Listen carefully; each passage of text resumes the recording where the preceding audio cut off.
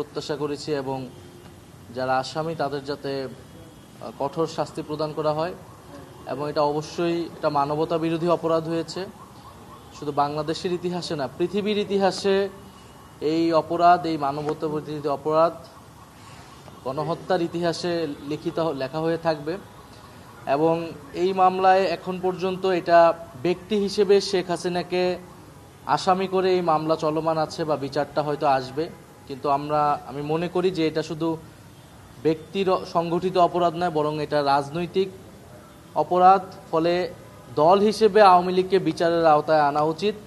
ট্রাইব্যুনালের শেষ সুযোগ আছে, আমরা ট্রাইব্যুনালের কাছে আবেদন জানাবো। ট্রাইব্যুনালের কাছে এখন যথেষ্ট তথ্য প্রমাণ এসেছে এবং শেখ হাসিনা যেহেতু দলীয় প্রধান এবং রাজনৈতিকভাবে ক্ষমতা নিরঙ্কুশ করতে, ক্ষমতায় টিকে থাকতে জনগণের বিরুদ্ধে গিয়ে তাকে জনগণকে হত্যার সিদ্ধান্ত তিনি নিয়েছিলেন, জনগণ প্রতিরোধ করে তাকে উৎখাত করেছিল। ফলে এটা আওয়ামী লীগের সংগঠিত অপরাধ রাজনৈতিকভাবে। আওয়ামী লীগকে দল হিসেবে বিচারের আওতায় দ্রুত সময়ের মধ্যে আনা উচিত। ৩রা আগস্টই এই সরকার পতনের এক দফা ঘোষণা হয়ে গিয়েছিল।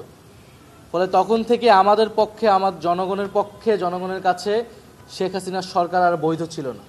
আমরা নতুন সরকার গঠনের প্রস্তুতি নিচ্ছিলাম, কারণ এই সরকারকে আমরা রাজনৈতিকভাবে আমরা মেনে নিচ্ছিলাম না এবং আমরা উৎখাতের ঘোষণা দিয়েছিলাম।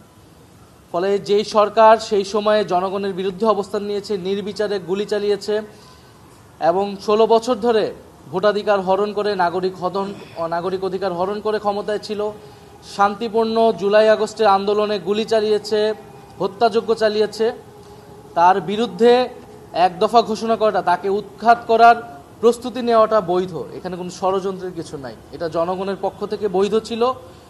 জনগণের অভ্যুত্থান হিসেবেই জুলাই আগস্ট অভ্যুত্থান সংগঠিত হয়েছিল।